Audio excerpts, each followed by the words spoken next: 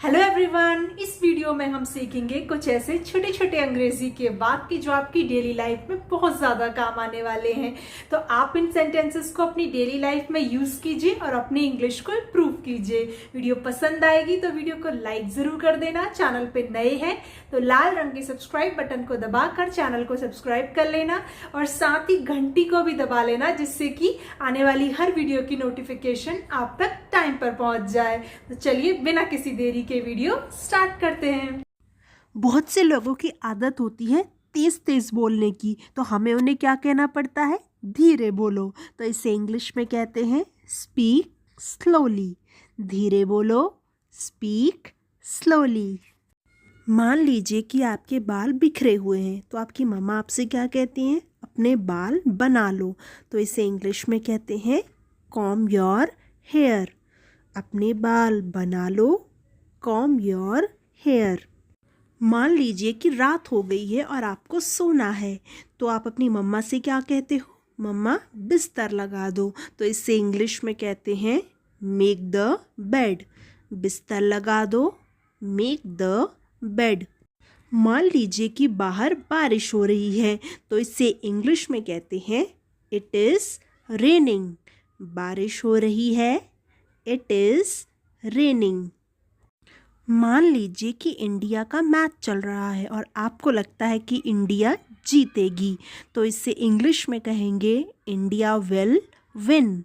India जीतेगी, India will win. जब भी आप कहीं से आ रहे होते हो, मान लीजिए कि आप मुंबई से या आप बैंगलोर से या जयपुर से आ रहे हो, तो अगर आपसे कोई पूछता है कि आप कहाँ से आ रहे हो, तो आप बोलते हो ना कि मैं मुंबई से आ रही हूँ या आ रहा हूँ। तो इससे इंग्लिश में कहते हैं I am coming from Mumbai. मैं मुंबई से आ रही हूँ, I am coming from Mumbai. जब भी आपसे कोई पूछता है कि आप कहाँ रहते हो, तो आप जहाँ कहीं भी रहते हो आप उसे बताओगे। कोई दिल्ली में रहता है, कोई बैंगलोर में रहता है, कोई जयपुर में रहता है। तो मान लेते हैं कि आप जयपुर में रहते हो, तो आप बताओगे कि मैं जयपुर में रहता हूँ या रहती हूँ। तो इससे इंग्लिश में कहेंगे आई लिव इन जयपुर। मैं जयपुर में रहती हूँ, आई लिव इन जयपुर। जब भी बच्चे शोर मचाते हैं तो हमें क्या कहना पड़ता है? शांत रहो। तो इसे इंग्लिश में कहते हैं बी क्वाइट। शांत रहो, बी क्वाइट।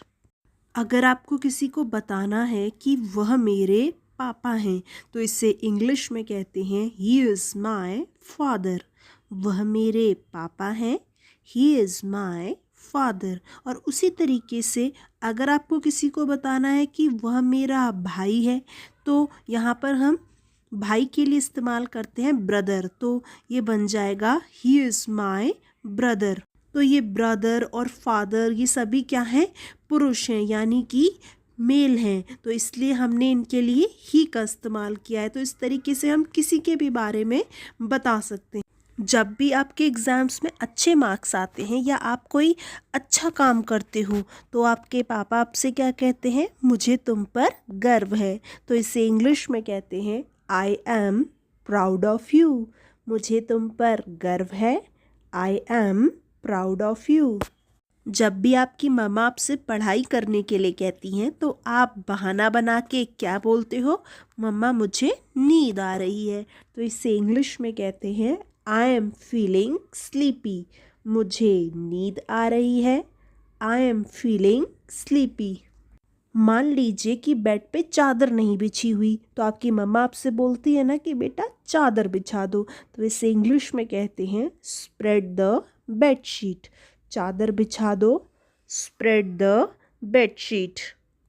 मान लीजिए कि आपका दोस्त आपको किसी काम के लिए बोलता है। मान लीजिए कि वो आपको अपने साथ कहीं चलने के लिए बोलता है और आप नहीं जा सकते, तो आप बोलते हो ना कि यार समझने की कोशिश करो, मैं नहीं जा सकता।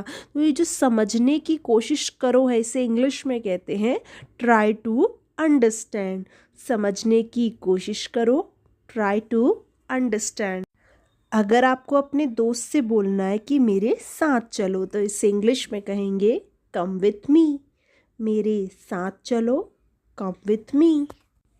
मान लीजिए कि आपसे कोई पूछता है कि तुम क्या करते हो और आपको उसे बताना है कि मैं एक टीचर हूँ, तो इसे इंग्लिश में कहेंगे आई एम अ टीचर।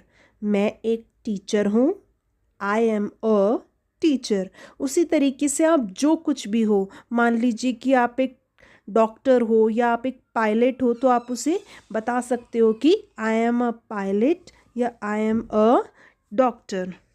मान लीजिए कोई किताब पढ़ी है और आपसे कोई पूछता है कि यह किसकी किताब है, तो आप कहते हो ना कि यह मेरी किताब है, तो इसे इंग्लिश में कहते हैं दिस इज़ माई बुक। यह मेरी किताब है, दिस इज़ माई बुक। तो इस तरीके से कोई भी चीज़ जो आपकी है, मान लीजिए कि कोई घड़ी है या कोई कार है, कुछ भी है, तो आप उसे बता सकते हो कि यह मेरी घड़ी है, यानी कि दिस इज़ माई वॉच, या ये मेरी कार है तो दिस इज़ माई कार। तो इस तरीके से आप बता सकते हो। मान लीजिए कि कोई चीज़ काम की नहीं है, तो आप कहते हो ना कि ये बेकार है, इसे फेंक दो, तो इसे इंग्लिश में कहते हैं दिस इज़ यूज़लेस। ये बेकार है, दिस इज़ यूज़लेस। वीडियो पसंद आई हो तो वीडियो को लाइक ज़रूर कर देना। चैनल को अभी तक सब्सक्राइब नहीं किया हो तो सब्सक्राइब कर लेना, और हाँ, वीडियो को सभी के साथ शेयर ज़रूर कर देना, जिससे कि बाकी लोगों की भी हेल्प हो सके।